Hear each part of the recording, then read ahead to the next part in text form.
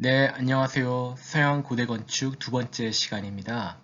우리 지난 시간에 구석기 시대부터 시작해서 신석기 시대에 이제 문명이 탄생하고, 그래서 이제 우리가 메소포타미아의 수메르 건축, 또 지중해 일대의 거성문화 건축까지 살펴봤죠. 자, 메소포타미아가 오늘날 이제 이라크의 이 일대인데요. 그 이웃에 있는 고원지대의 유목민 건축을 좀 하나 찾아가 보겠습니다. 초가잠빌이란 곳이고요. 원래 누르 운타시, 높이 솟은 산이라는 뜻을 지닌 그런 곳이었습니다. 여긴 고대 엘람 왕국이 있었는데 그들이 세운 지구라트 유적의 징도 남아 있어요. 엘람 왕국은 이제 기원전 2700에서 539년까지 존속했고 기원전 1250년경에 건설된 지구라트로 추정됩니다. 수메르의 그 우르의 지구라트 우리 봤는데 그거보다 좀 후대고요. 아마 그 영향을 받았을 거예요. 전체적으로는 이렇게 층급식으로 된 계단형 피라미드한 형태는 비슷한데 디테일 디자인은 좀 꽤 다른 엘람만의 개성이 있지요. 자, 좀 더 가까이서 본 모습입니다. 꽤 깔끔하게 정비가 좀 돼 있어가지고 우리가 이 지그라트 모습을 그래도 비교적 상세히 살필 수가 있어요. 이 꼭대기에 사라졌지만 신전이 있었습니다. 여기는 사실 신전의 이제 기단이지요. 나머지 부분들은. 여기는 이제 인슈시나크와 나피리샤를 위한 신전인데 둘 다 도시의 수호신이에요. 인슈시나크는 수사의 수호신, 나피리샤는 안샨의 수호신인데 수사는 나중에 이 이란 고원에 세워지는 대제국, 훨씬 후대긴 하지만 페르시아의 수도이기도 했지요. 양떼를 배경으로 이 지그라트가 있는 모습이 참 감동적입니다. 2000, 한 3000년도 훨씬 전에 이제 세워진 건축물인데 이렇게 장엄한 형태를 오늘까지도 전하고 있죠. 자, 이렇게 이제 수메르 바로 옆에 있던 그 엘람, 고원 지역의 유목민도 살펴봤는데, 아무튼 이 티그리스 유프라테스 강 일대는 꽤 거대한 충적 평야가 발달했고요. 아주 풍요로운 농산물을 바탕으로 여기서 최초의 정말 문명, 최초의 도시라는 게 이제 본격적으로 꼽히게 되는 겁니다. 메소포타미아의 건축들 오늘 좀 본격적으로 살펴볼게요. 근데 아까 그 엘람 왕국이 제가 유목민이다 그랬는데 아무튼 이 메소포타미아 지역은 사방이 열려있는 개방적인 지역이에요. 그래서 수많은 이민족과 국가들이 난립하고 침입하고 싸우는 정말 춘추전국 시대를 능가하는 엄청난 좀 혼돈기를 보내는데 주요한 그 왕조 국가를만 뽑아봐도 수메르, 아카드, 구바빌로니아, 히타이트, 아시리아, 또다시 바빌로니아의 명칭을 딴 신바빌로니아, 페르시아까지 거의 한 3000년에 이르는 시간 동안 이렇게 많은 나라들이 난립을 합니다. 이들은 뭐 공존하기도 하고요. 이게 뭐 깔끔하게 하나씩 하나씩 교체된 것도 아니에요. 근데 아무튼 수많은 민족과 국가들이 메소포타미아에 권력을 두고 엄청난 세력 다툼을 벌이게 되죠. 자, 대략 지도로 보면 이렇고요. 우리가 봤던 그 우르, 그렇죠? 수메르 문명이 이 비옥한 초승달지대의 이 하루지요. 엘라무 옆에 있는 고원 지역. 그 위로 이제 좀 더 내륙에 아시리아가 있었고 아나톨리아 쪽으로 가면 히타이트. 그리고 이들과는 별개로 고대 이집트. 고대 이집트는 따로 다를 겁니다. 고대 이집트가 이렇게 발전을 하고 있었습니다. 근데 이렇게 메소포타미아는 사방에서 공격해 들어올 수 있는 개방적인 지역이었고 바로 옆에 이 이란 고원 쪽이나 아나톨리아는 산간 지역이에요. 여긴 주로 유목민들이 살았죠. 수많은 또 유목민들이 메소포타미아로 침입해 들어오기도 하고 굉장한 어떤 세력 다툼이 벌어졌습니다. 그래서 몇 가지 이제 중요한 왕조들만 짚고 가자면은 수메르는 좀 도시국가, 그리스 폴리스처럼 도시국가들이 좀 난립한 상태였는데 그걸 이민족인 아카드가 침입해가지고 통일을 하게 돼요. 메소포타미아 최초의 통일 제국이라 하죠. 이 아카드가 기원전 2350에서 2150년까지 존속을 했고요. 이건 아카드의 가장 유명한 왕인 나람신, 그 나람신의 승전을 기리는 비석입니다. 아주 유명한 고대 그 메소포타미아 미술품 중에 하나지요. 여기 보면 이제 창을 맞고 적이 쓰러져 있고 적들의 시체를 밟고 나람신이 아주 당당하게 이 산을 오르고 있네요. 아주 초기 그 메소포타미아 미술의 아주 그런 걸작으로 꼽힙니다.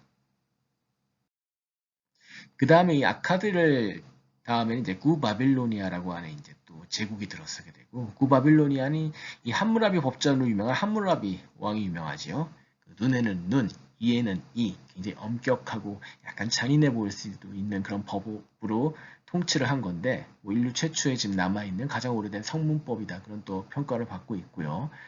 아무튼 이 농경 사회에 들어와서 인간은 계획을 세우고 전략을 짜고 보다 추상적인 사고로 사회와 문명을 건설하게 됩니다. 그래서 문자가 나오게 되고, 그렇죠? 굉장히 어떤 다양한 어떤 형식과 그 형식을 바탕으로 한 추상적인 사고의 발달이 이루어지죠. 그래서 문자가 발달하고 조형예술도 구석기 시대의 아주 생생한 자연주의가 아닌 형식화된 표현, 왜냐? 좀 더 관념적이고 이성적이고 합리적인 게 중요시됐기 때문입니다. 추상적이고 기하학적인 모든 문명의 중요한 요소로 본격적으로 등장을 하는 거죠. 이렇게 구바빌로니아 다음에는, 근데 이러한 상황을 이제 보게 되면은 일단은 청동기, 철기, 신석기 이후로 이제 청동기, 철기가 나오면서 농경이 이제 대대적으로 혁신을 이룹니다. 여기는 특히 쟁기라고 하는, 그쵸? 그 엄청난 발명품이 큰 역할을 했고, 아까 엘람부터 계속 얘기했지만 유목민, 이 농경민족의 정말 영원한 라이벌이라 할 수 있는, 정말 이 구도가 깨진 거는 사실 그렇게 오래되지는 않았어요. 근데 들어왔어야 깨졌다고 할 수 있는데, 이 유목민과 농경민의 이 대결, 역사적인 숙명적인 대결이 본격적으로 시작이 되는 거죠. 농경민이 처음에 문명을 일구면 유목민이 쳐들어서 약탈하고 부수고, 근데 유목민은 또 굉장한 역동성과 어떤 변화를 중시합니다. 농경민처럼 그렇게 정체되어 있지는 않죠. 서로 영향을 주고받으면서 문명이 더 빠른 속도로 발전하는데 또 유목민은 기여를 또 하고요. 서로 변증법적인 관계라고 할 수 있습니다. 이런 거는 특히 인상적인 유목민 중에 하나가 인도 유럽어족이죠. 오늘날 인도와 유럽 사람들 기원이라 할 수 있고, 대략 이 흑해 내륙 지방, 즉 우크라이나 일대에서 처음 생겨가지고 유럽과 이 아시아, 인도 쪽으로 진출을 했다고 알려져 있습니다. 그래서 이들이 메소포타미아에서도 중요한 나라를 하나 세워요. 그게 바로 히타이트입니다. 지금 튀르키예 땅에 있었고요. 이들의 수도인 하투샤 유적이 모가지퀘이에 가면은 지금도 남아있죠. 자, 이게 모가지퀘이 유적, 마을 뒤편으로 이렇게 남아있는 흔적을 볼 수 있는데, 크게 위아래로 이렇게 두 개의 도시로 나눠져 있습니다. 이걸 좀 자세히 봐볼까요? 먼저 하부도시, 상부도시와 하부도시인데, 이게 산등성이의 경사진 곳에 이렇게 도시가 위치하고 있어요. 그래서 고원지대 이제 방어하기 좋은 그런 지역이고, 이게 하부도시의 신전 유적입니다. 이렇게 하부도시가 있고, 이제 좀 더 올라가면 상부도시가 나오죠. 상부도시에는 특히 아주 인상적인 거대한 문들이 있는데, 그 중에 특히 유명한 사자의 문. 이건 나중에 미케네 문명에도 영향을 주는 그런 문이라고 할 수도 있고요. 투박하지만 아주 웅장하고 힘에 넘치는 사자 조각이 인상적입니다. 자, 히타이트는 기원전 16세기부터 기원전 1178년까지 있었고요. 여기 가면 흥미로운 게 또 위칼레라고 일종의 이들의 아크로폴리스, 그죠? 그러니까 언덕 위의 신전이죠. 그런 구조도 갖추고 있었어요. 이게 그러면 이 아크로폴리스가 또 인도 유럽어족의 특징일까? 또 그런 의문도 또 갖게 됩니다. 자, 이게 사자문, 라이온 게이트의 아주 웅장한 모습이네요. 스핑크스도 보이고. 이집트와 그 레반트 지역에서 국경을 이루기도 해서 이 히타이트는, 그리고 유목민 문명답게 굉장히 외부 문명을 또 열심히 받아들였는데, 아마 그 이집트 쪽에서 받아들인 게 아닐까 싶습니다. 굉장히 이 모가지퀘이 유적에서 다양한 또 문명의 습합을 또 볼 수가 있네요. 이들은 아무튼 철기를 사용했다는 점, 이게 특징이고, 이제 신석기에서 청동기, 철기의 단계로 들어서는 거죠. 청동기가 대략 기원전 3500에서 1300이라면 철기는 이제 기원전 1300년경부터 본격화되는데, 물론 이 신석기, 청동기, 철기의 이 도식이 맞는지에 대해서는 논란의 여지가 많습니다. 그렇게 무자르듯이 탁탁 나가는 건 아니겠죠. 하지만 뭐 대략적인 흐름이 크게 여기서 벗어나는 건 아니에요. 근데 우리가 주의할 점은 신석기라고, 그러니까 이들이 철기를 이룰 때 누군가는 아직 신석기로 있었는데 그 신석기를 이룬 사람들이 결국 문명이 떨어지지 않았다는 거죠. 그 대표적인 게 바로 고대 이집트입니다. 이게 재미있는 현상이에요.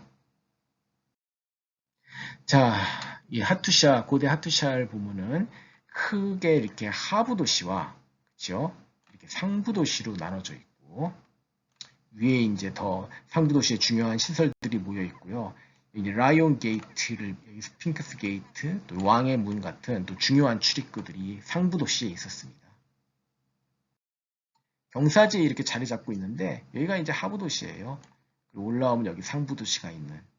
일종의 그 동양에서 흔히 볼 수 있는 내성과 외성 비슷한 구조. 물론 외성이 내성을 감싸는 건 아니지만 이 경사를 통해서 하부도시부터 거쳐야 상부도시로 올 수 있으니 약간 그런 구조와도 또 비슷하다고 할 수 있겠네요. 굉장히 견고한 또 방어막이라 할 수 있습니다. 자, 이게 왕의 문. 왕의 문에는 히타이트 전사의 모습이 부조로 도톰하게 조각되어 있죠. 자, 반쪽만 얼굴이 남은 이 사람. 딱 봐도 오늘날 주 유럽 사람, 그쵸? 눈이 커가지고 그렇게 보이기도 하고요. 인도 유럽 어족의 이 사람들은 도대체 어디서 정확히 와가지고 이렇게 또 많이 퍼졌던 걸까요? 자, 여기가 스핑크스를 닮은 또 그런 문이 있고요. 이게 이제 고대 히타이트의 영역입니다. 히타이트는 뭐 완전히 이 일대를 통일하지 못했고, 이제 아시리아가 동쪽에 있고, 또 이집트와 이 레반트 지역을 두고 자웅을 겨루기도 했죠. 그게 나중에 이집트 람세스 2세 얘기할 때 좀 나올 거예요. 자, 이렇게 유목민이 농경민이 먼저 문명을 이렇게 세웠지만 유목민이 그걸 또 탈취하면서 또 자기 나름대로 역동적으로 변화시킵니다. 그런 유목민의 중요한 발명품 중 하나가 이제 전차지요. 기원전 1700년경. 말이 끄는 이 수레, 이 전차는 정말 무시무시한 무기고 지금의 정말 탱크 이상이었을 거예요, 그 당시에. 아마 거의 항공기, 전투기 정도가 아니었을까 싶습니다. 그리고 철기가 이제 보편화되고 기마병이 확산되는 거죠.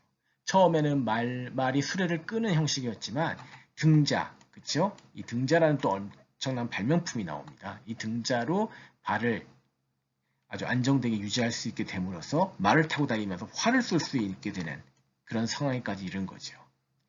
아무튼 메소포타미아의 이 권력 다툼은 정말 지금 봐도 머리가 아플 정도로 혼란스러웠는데 그런 가운데 또 어쨌든 문명은 굉장히 기하급수적으로 이렇게 발전을 하는 겁니다. 기마병이 한 기원전 700년경 나오지 않았을까 추정하고 있고요.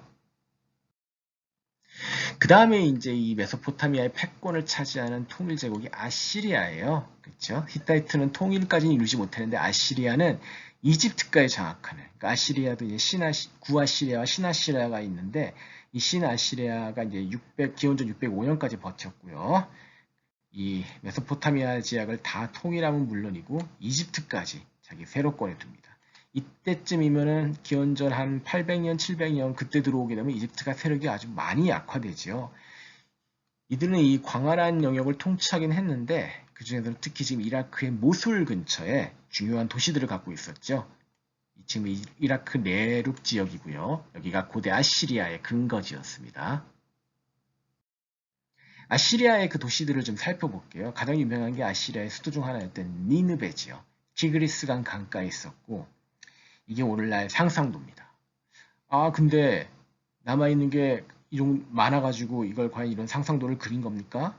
과연 이 정도로 많이 남아있을까요? 의문을 품으실 수 있는데 기초 구조와 한 1층까지 구조가 흙 속에 아주 온전히 꽤 보존이 잘 돼 있었어요. 이게 19세기 때 극적으로 발견되는데 그래서 우리가 꽤 많은 부분을 상상해서 이렇게 복원할 수가 있는, 추정할 수 있는 상황입니다. 자, 티그리스 강이 지금 많이 말라 비뚤어졌어요. 그리고 저 멀리 이제 복원한 니느베의 성벽이 보이네요. 이 메소포타미아는 정말 고도의 문명을 이뤘고 이 문명은 꽤 오래됐어요. 너무 일찍이 발전을 이루다 보니까 정말 수천 년간 변화하지 않았다는 인상을 줄 정도로 꽤 견고한 문명 체계를 일찍 이뤘는데 아무튼 내부의 이런 세력 갈등은 또 엄청난 또 그렇죠? 에너지의 소모이기도 했지요. 메소포타미아 문명의 그 흥망성쇠를 보면 우리나 요즘 이 세계의 모습이 연상되기도 합니다. 가용 자원을 정말 최대한 끌어들여서 엄청난 에너지를 폭발시키고 문명을 발전시켰지만 어떤 면에서 스스로 좀 소진되고 탈진된 면도 좀 있고요. 그게 어떤 자연의 어떤 황폐와 기후 변화까지 불러왔으니 이 메소포타미아의 정말 이 엄청났던 고대 문명은, 그리고 이 문명이 몰락한 거는 우리한테도 좀 시사해주는 바가 있지요. 자, 몇 개 이렇게 복원해놨지만 뭐 이런 부분은 좀 그렇죠. 좀 소박한 옛날의 모습을 상상하기엔 너무 소박하고, 이게 복원할 때의 모습입니다. 하부 구조가 비교적 온전하게 처음에 이제 적의 침입을 받아서 이제 바빌로니아의 침입을 받아서 이제 아시리아가 멸망했을 텐데, 그때 많은 상부 구조가 박살났지만 하부 구조가 비교적 온전하게 흙 속에 묻히고 그때가는 벌어진 땅이 돼가지고 이렇게 우리가 상당수의 유물을 출토할 수가 있었던 거죠. 자, 이 니느베에는 이 아시리아, 신아시리아 후기의 중요한 두 명의 왕, 센나케리브와 아슈르바니팔의 궁궐이 바로 이 핵심 지역에 있었습니다. 그리고 티그리스 강이 중간에 흐르는 가운데 약간 서울 같나요? 강남과 강북이 있네요. 자, 보면은 왕성을 이제 중심으로 격자형으로 장방향으로 된 그 주거와 건물들이 이제 쭉쭉 뻗어 확대된 게 이제 사실 도시의 보편적인 모습이긴 한데, 이런 도시 구조가 수메르 때부터 계속 발전을 했고 점점 규모가 커지는 겁니다. 그 상당한 규모의 흔적을 우리가 이렇게 여기 니느베에서 볼 수 있고요. 중정을 가운데 두고 왕궁 같은 경우도 수많은 방들이 미로처럼 그 옆에 얽혀 있는 구조죠. 여기선 특히 중요한 게 수많은 이런 부조 미술품들이 나왔습니다. 각 왕들이 자기 어떤 군사적인 치적 같은 거를 이렇게 부조 작품으로 남겼는데, 당시에 사진이나 영상이 없었으니까 이건 정말 오늘날 사진이나 기록 영화 같은 역할을 하는 거죠. 센나케리브 하면 좀 낯설지 모르겠지만 산헤립이라 하면 좀 익숙하신 분도 계실 거예요. 구약성서에 나오는 왕이죠. 당시 이제 고대 이스라엘의 라키시를 이제 침공해서 함락시키는데 그 장면을 그린 겁니다. 부조로 나타낸 거죠. 보면 좀 추상적으로 간략화되어 있기도 하지만 굉장히 생생하고 끔찍한 전쟁의 모습이 나타나지요. 이게 이제 공성탑 같고요. 그리고 사람들이 이제 약탈을 하거나 싸우는 모습들, 성을 함락시키기 위해서 이 집단 같은 데 불을 붙여가지고 막 던지는 굉장히 좀 나름 다이나믹한, 그죠? 그 전투 모습을 나타내고 있습니다. 자, 라키시가 이제 여기 위치하고 있고요. 이제 이스라엘이죠, 이게. 당시 이제 다윗 솔로몬이 죽고 나서 이스라엘이 남왕국, 북왕국으로 이제 분열이 되는데, 위에 이제 이스라엘 왕국과 남쪽에 유다 왕국. 유다 왕국의 이제 라키시가 중요한 교역 도시였고, 지금도 이렇게 발굴이 돼 있습니다. 굉장히 중요한 고대 도시 중 하나인데, 아시리아가 이제 침공했을 때 성벽으로 오르기 위해 쌓인 램프가 이렇게 또 남아 있어요.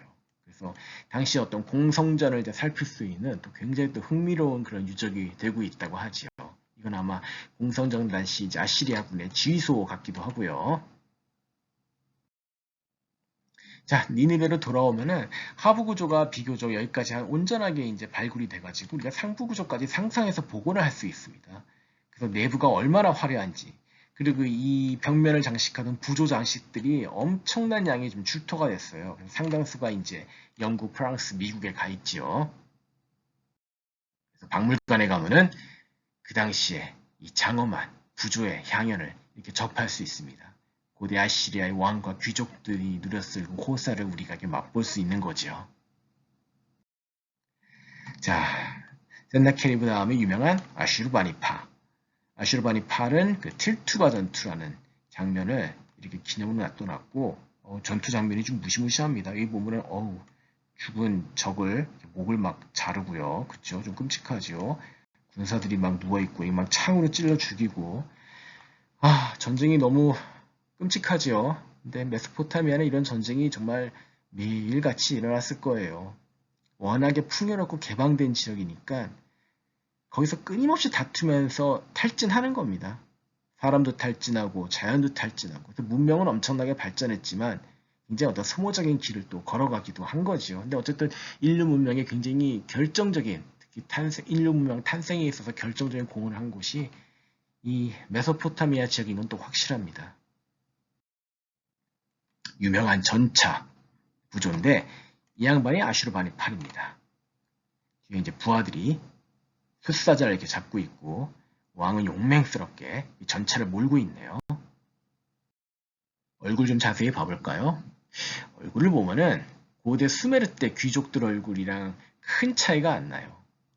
이미 고대 수메르 때부터 2500년이 훨씬 더 지난 거의 3000년까지도 갈 수 있는 시간이 흘렀는데도 이 상태였던 겁니다. 그러니까 고대 메소포타미아 문명이 얼마나 오래 지속됐고 그게 얼마나 초기부터 견고하고 발전된 형태였는지 또 알 수가 있고, 자, 아슈르바니팔은 그 사라다르팔루스라는 그 아시리아의 마지막 그 향락의 왕, 전설상의 향락의 왕의 또 원형이 아니었을까 추정되고도 있죠. 이건 드라크로아가 이제 19세기에 그린 그림인데 당시 그 아시리아의 그 화려한 문명과 그 몰락을 또 극적으로 상상으로 그리고 있죠. 근데 이 양반의 또 엄청난 목적 중에 하나가 부조작품도 많이 남겼지만 이 니네베에 엄청난 대도서관을 설립했어요. 아마 인류 최초의 정말 대도서관이 아닐까 싶은데 이 고대 메소포타미아의 쓰기 문자로 된 엄청난 이 점토판을 남겼고 이게 상당수가 발굴이 됐습니다. 그래서 우리가 사실상 성서 외에는 알기 힘들었던 고대 이 근동의 역사를 이 점토판을 통해 정말 제대로 알기 시작하게 된 거죠. 수메르 때부터 내려오는 신화와 전설의 법, 행정, 사회체계 상당수가 지금 우리한테 꽤 생생히 전해지는 건 이 아슈르바니팔이 만든 대도서관 덕분입니다. 자, 여기도 또 이게 부조 작품이 있고요. 신석기 시대의 문명이 나온 이래로 구석기 시대에 아주 생생한 자연주의는 사라지지만 뭔가 추상화되고, 그러니까 기호화하는 거죠.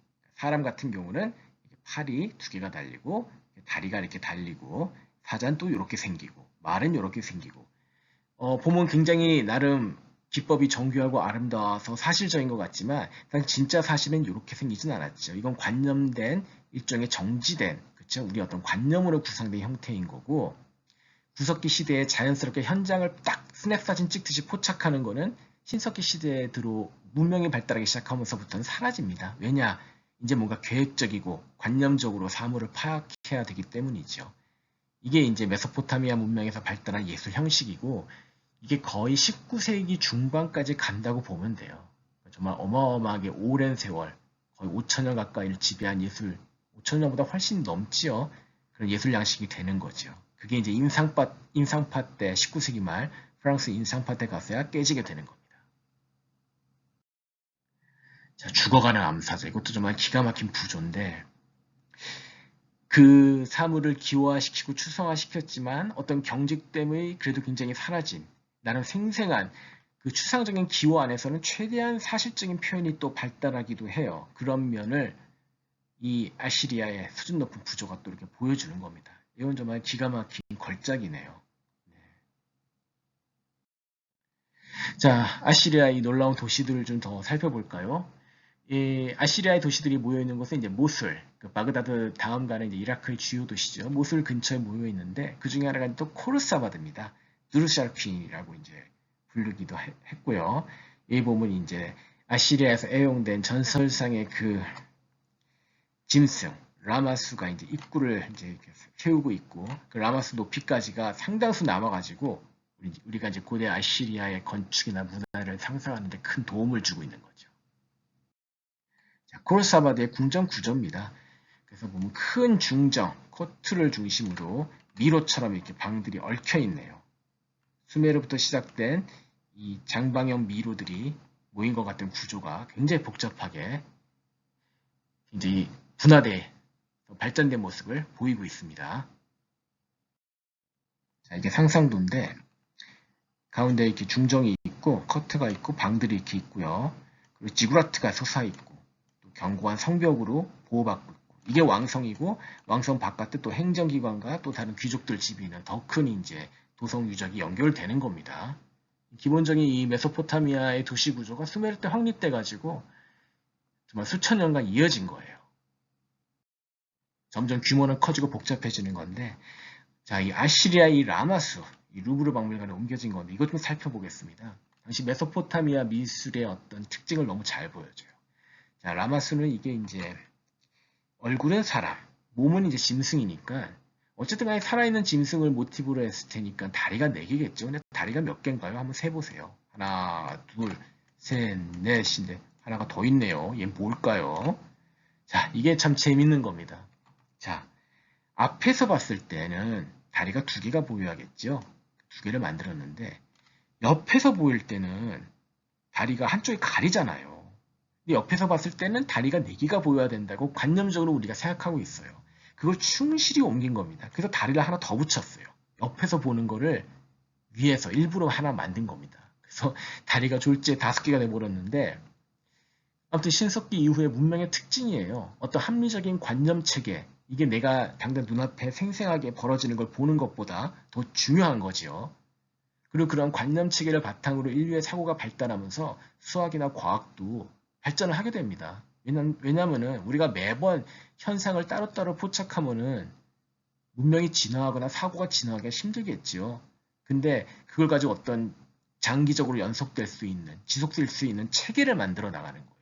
그렇기 때문에 학습이 되고 문명이 발달하는 건데 그런 관점에서는 사물을 이렇게 재밌게 파악을 하게 되는 겁니다. 자, 그 다음 또 하나의 도시, 님루드로 가볼게요. 아시리아는 참 전설상에 남은 화려한 도시들을 많이 남겼고, 이게 19세기 말 이래 다 발굴이 돼가지고, 우리도 깜짝 놀라게 했죠.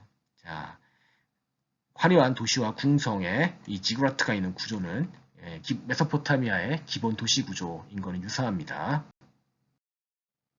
북서방향 궁전을 보면은 역시 또 커트를 중심으로, 그렇죠? 거기 또 미로식으로 이렇게 장방형 방들이 모여 있고 수메르 때부터 이어진 게 역시 굉장히 복잡한 형태로 점점 분화가 되는 거예요. 자, 여기도 라마수가 있네요. 자, 다리가 앞에도 지금 이렇게 옆에서 보면은 여기 뒤에 가린 다리가 안 보이지 않습니까? 그래서 하나를 더 만드는 거고 여기 보면 하나가 더 있을 거예요. 이 졸지에 다리가 5개가 돼버린 거죠.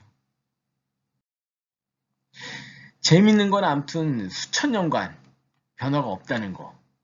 변화가 없다라는 게 조금 좀 폄하하는 말처럼 들릴 수도 있겠지만 사실 이미 수메르 때 너무나 놀라운 문명을 일으켰기 때문에 그걸 점차 견고하게 더 다지는 식으로 갔다고 볼 수 있는 겁니다. 사실 뭐 우리 현대에 만들어진 여러 가지 체계들이 뭐 변한 부분도 있지만 현대적인 생활 패턴이 과연 크게 변할까 하는 생각이 드는 것처럼 어떻게 메소포타미아 문명은 사실 그거 이상으로 정말 말도 안 될 정도로 오랫동안 변화를 보이지 않고 지속된 거죠. 이들 문명의 굉장히 어떤 고정된 특징이라 할 수 있죠. 이 형태들은 이미 고대 수메르 때부터 나온 건데 정말 3,000년 이상 이렇게 이어지는 겁니다. 고대 메소포타미아의 정말 특징이고 일찍이 견고한 문명을 만들어 놨는데 이제 그 안에서 자연과 인력 자원을 최대한 소진시키고 고갈시키면서 미친 듯이 불타오르다가 소멸했다고도 볼 수 있는 거죠. 이 메소포타미아 문명은. 자, 이건 독수리 얼굴에 사람 모습을 한 농경의 신 같습니다. 제가 개인적으로 좋아하는 조각인데 애니메이션 같기도 하고요. 추상적이고 좀 경직되어 있지만 굉장히 아름답죠. 그 안에서는 최대한의 표현력을 개발해낸 겁니다. 자, 이 아시리아는 결국 무너지고 그 다음에 이제 신바빌로니아가 등장하죠. 기원전 626년에서 539년 길게 가진 못했어요. 신바빌로니아가 이제 새로운 패권국이 됐는데 자, 이 바빌론 제국, 이 바빌론의 수도는 옛날에 고대 수메르인 영역 안에 위치하기도 한 바빌론이라는 곳입니다. 우리 고대 도시 바빌론 한번 떠나보죠. 바빌론은 이제 유프라테스 강 강가에 있는데 오늘날 꽤 많은 부분이 그래도 좀 정비가 돼 있어요. 그래서 우리가 여기도 이제 19세기 말 이후에 이제 발굴이 됐고요. 근데 니느베나 이제 니므르드, 뭐 콜사바드 같은 데 비하면 상당히 정비가 잘 돼 있죠. 왜 잘 돼 있냐? 20세기 후반 이라크를 통치했던 독재자가 나름 바빌로니아의 영광을 되살리겠다고 좀 이런 짓은 아니고 이걸 대대적으로 한다 손질을 했습니다. 사담 후세인이죠. 사담 후세인은 자기가 또 새로운 바빌론의 황제였겠다고 착각을 했겠지만 그 망상이었고 쿠웨이트 침공 이후로 몰락의 길을 걷게 됩니다. 비참한 최후를 맞이했죠. 그 일부긴 하지만 이게 바빌론 유적 일대를 아주 정비를 또 멋지게 해놔가지고 우리가 또 그 흔적을 또 가장 생생히 접할 수 있는 곳이기도 해요. 이 아래는 처음 이제 발굴됐을 텐데 때 모습인데 땅을 좀 파고 내려가니까 이 고대 도시의 이 기반 구조들이 너무 생생하게 잘 남은 겁니다. 이 바빌론은 정말 성서에도 나올 정도로 엄청난 부의 상징이고 정말 3, 4천 년간 이어지면서 계속 발전되고 인력과 자원을 나름 소진시키기도 한 그 메소포타미아 문명에 정말 정점을 이뤘어요. 영원한 정말 부의 상징이고 오죽하면은 내가 여기 뭐 하나 그냥 가져왔는데 우리한테도 바빌론은 낯선 이름이 아닙니다. 바로 빌려주는 대출 바빌론이라고 하네요. 돈 하면 바빌론이 떠오르기도 하고 최근에 뭐 영화도 뭐 하나 있었지요. 이건 또 인톨레란자라고 20세기 초 그죠? 유명한 이제 미국의 영화의 역사를 정말 개척한 그리피스 감독의 영화인데 거기서도 이제 인류의 활락의 상징으로서 바빌론이 이렇게 등장할 정도로 바빌론은 지금도 살아있는 부의 아이콘입니다. 그 화려한 도시의 흔적이 꽤 많이 발굴이 되어 있어서 당시 발굴을 이끌었던 독일에 가면 그 흔적을 볼 수 있고요. 베를린의 박물관 섬에 가면 페르가몬 박물관에서 볼 수가 있죠. 가장 앞거는 도시의 아주 상징물과도 같은 파리에 가면 개선문이 있듯 바빌론에 가면 이시타르 문이 있었습니다. 기원전 575년이고 보면 이 위에 부분 꼭대기 망루 부분이 이제 복원한 것 같은데 그 아래 부분의 상당수는 그대로 출토된 거예요. 놀라울 정도로 보존이 그 뜨거운 사막의 모래 안에 잘 남아 있었습니다. 이 색깔 그대로예요. 이시타르는 이제 이난나라고도 불리는 사랑과 풍요 전쟁의 신이고요. 여성이네요. 올빼미가 두 마리가 이렇게 있고요. 굉장히 어떤 사랑, 풍요, 다산과도 연관이 되겠지요.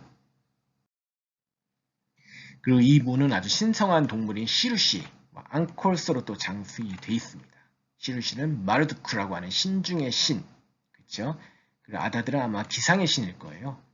이 신들을 상징하는 신성한 동물들이 시루시는 좀 상상의 동물이고 앙콜스는 실제로 이 메소포타미아 지역에 가면 볼 수 있답니다.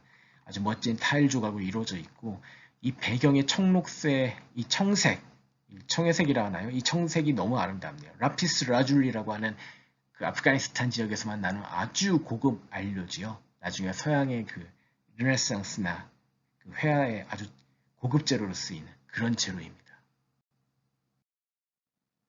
자, 그리고 이시타르 문을 향하는 곳에 행렬의 길이 있고 거기 또 이렇게 멋진 사자 부조 조각이 있는데 이 라피스 라줄리의 청색을 비롯해서 그 유약 색깔, 유약을 바른 타일로 이렇게 아름답게 만들었는데 그 색깔이 아직도 영롱하지요. 이것만 봐도 고대 바빌론의 그 장엄하고 화려한 풍광을 우리가 충분히 상상해 볼 수 있습니다. 여기가 이시타르 문이고 이제 행렬의 길이 쭉 뻗어진 건데 여기서 신년맞이 행사를 했대요. 이 바빌론은 외성과 내성으로 이루어진 정말 거대한 도시였고 성벽 위에서 전차가 달릴 정도로 아주 넓은 고속도로 같은 성벽이 감싸고 있었는데 이 화려한 이 궁성지역으로 가는 정말 이 장엄한 문, 또 종교적인 의식의 어떤 정점에 자리한 문이 바로 이시타르 문이었던 겁니다.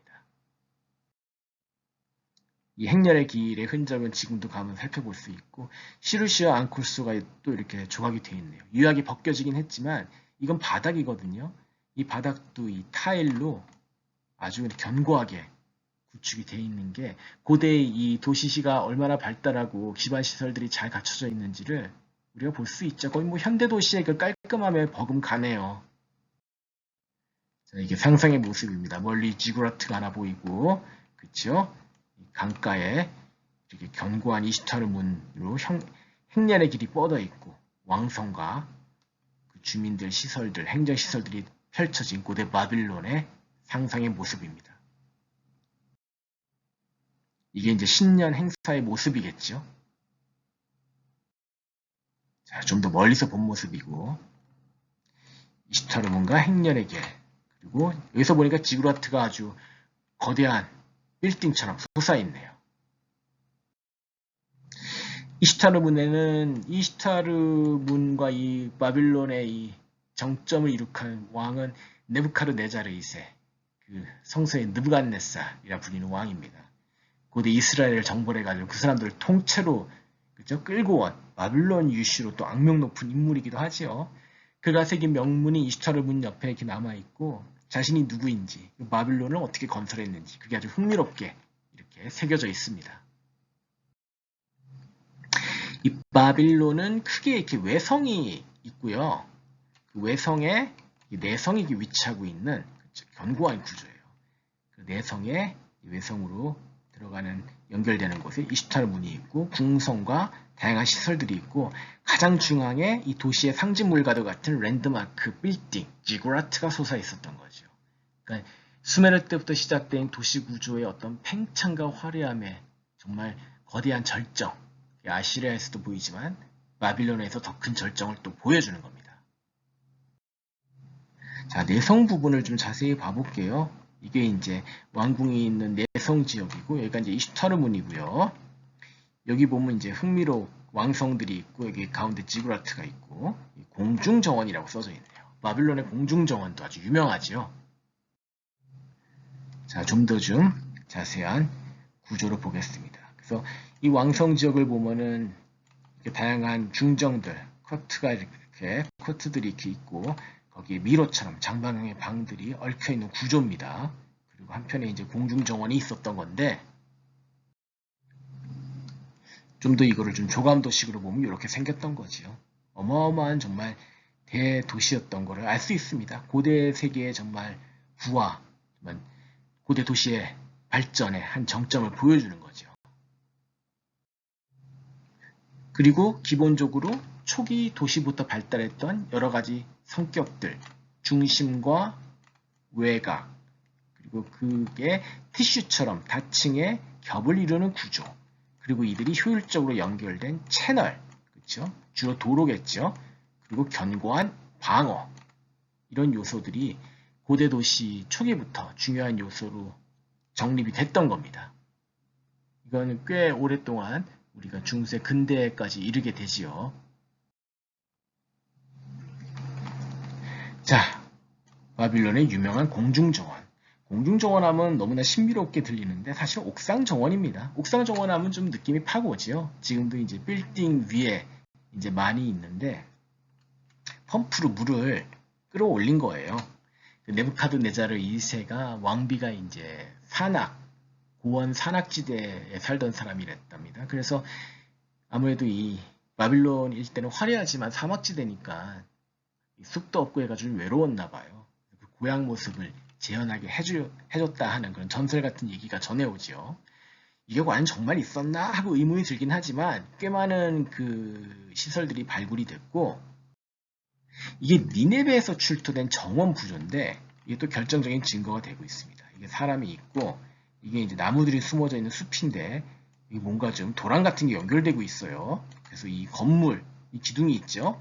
건물에 조성된 이 나무 숲이나 화원에 이 도랑의 물이 끌어올려서 공급이 되고 있죠. 이것만 좀 더 잘 보게 정리를 하면 이런 모습입니다. 그러니까 잘 보이시죠, 이제. 그러니까 옥상 정원을 정말 건물에 만들어서 물을 끌어왔으니까 재밌지 않아요? 참? 우리 현대 도시에서도 도시의 온도를 좀 낮추고 자연 환경을 살리기 위해서 이런 옥상 정원을 아주 적극 만들고 있고 앞으로 보다 더 활성화될 것 같은데 아무튼 이 고대 메소포타미아는 정말 도시가 발달한 문명이었고 그런 면에서 정말 어떤 현대 도시와 유사한 면들이 많습니다. 근데 이들이 자연과 인력을 소진시킨 그 방식은 어떤 면에서 섬뜩할 정도로 우리 현대 문명과 유사한 점이 있고 사실 우리는 거기서 좀 많은 또 교훈을 얻어야 되지 않을까 그런 생각도 좀 들어요. 자, 이게 현대 옥상 정원의 다양한 모습인데 이미 2500년 전에 바빌론에 그죠? 사람들이 이렇게 만들었던 거에서 지금까지 이어져 오는 겁니다.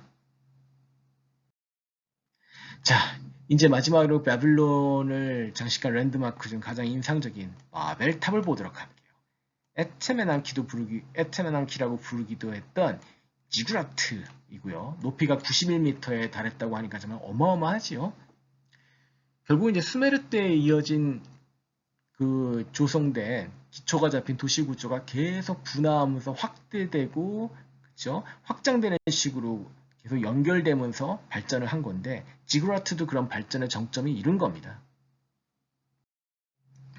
거대하고 초월적인 어떤 집단, 이게 이제 인류 문명이 본격적으로 그쵸? 시동을 건 계기가 되는 거고, 그런 가운데 이제 정말 견고한 신분제, 특히 절대 권력이라는 게 나오게 되죠. 사람들을 통제하고 통솔하면서 수많은 사람들을 한 번에 울릴 수 있는 절대 문명과 함께 뭐 어떤 계급이나 전쟁 같은 비극도 생겼지만 문명이 또 기하급수적으로 발전을 하는 겁니다. 그 대표적인 건축물 중 하나가 종교의 시설인 지구라트인데 그 또 정점의 하나가 바로 이 바빌론의 바벨탑인 거예요. 자, 지금 이 바빌론 일대의 그 폐허를 보면은 이스타르 문이 있었던 이 근처에 사담 후세인이 최대한 그 재현한 그 시가지 유적이 있고, 얘가 이제 내성과 외성의 경계 부분입니다. 그 남쪽에 가면 이렇게 도랑이 좀 파져 있는 사각형의 이 기초 부분이 보이는데, 얘가 아마 바벨탑의 자리를 하고 유력하게 추정되고 있어요. 바벨탑은 사실 그 상상의 이미지로 이후 인류 역사에 계속 영향을 끼쳤지요. 어떤 우리가 서로 언어가 다른, 그죠? 인간의 어떤 오만함을 신이 심판했다는 그런 비유적인 이야기와 더불어서 우리가 왜 이렇게 수많은 언어를 가지고 갈라지게 됐는지를 설명한 또 재미있는 설화이기도 하고요. 이건 나중에 이제 거의 한 16세기에 그 네덜란드 화가 페테르 브루헤알이 이제 상상으로 그린 유명한 바벨탑 그림입니다. 진짜 이런 게 바빌론에 있었을까요? 있었을 것 같긴 해요. 지금 많은 고고학적인 증거들이 지금 나오고 있습니다. 형태는 좀 달랐겠지만 거대한 지구라트로 아마 완성돼 있었겠죠. 자, 여기까지가 이제 고대 메소포타미아 건축 우리가 좀 1차적으로 살펴봤고요. 고대 메소포타미아 지역을 아우르긴 하지만 이 바빌론 다음에 바빌론을 정복하는 페르시아는 조금 성격이 다릅니다. 기존의 메소포타미아의 어떤 한계를 좀 뛰어넘어서 새롭게 더 진화했다고 할 수 있죠. 이 메소포타미아 지역은 정말 인류 최초로 문명을 일구고 정말 몇천 년간 지속되는 놀라운 그런 발전을 보이긴 했지만 한편으로는 또 굉장히 좀 변화 없는 정체된 상태로 몇천 년간 지속되면서 그 안에서 자원과 인력과 수많은 물자를 좀 소진시킨 면도 있긴 해요. 그래서 어떤 면에서는 큰 변화의 어떤 그죠? 단계가 필요하기도 했고 그게 페르시아가 불러온 게 아닐까 싶습니다. 페르시아는 기원전 550년에서 330년까지 있었는데 이 페르시아는 이 서양 고대 건축의 좀 후반부에서 우리가 좀 만나게 될 거예요. 자, 오늘 서양 고대 건축 두 번째 시간 여기까지 했습니다. 다음 주에 뵙겠습니다.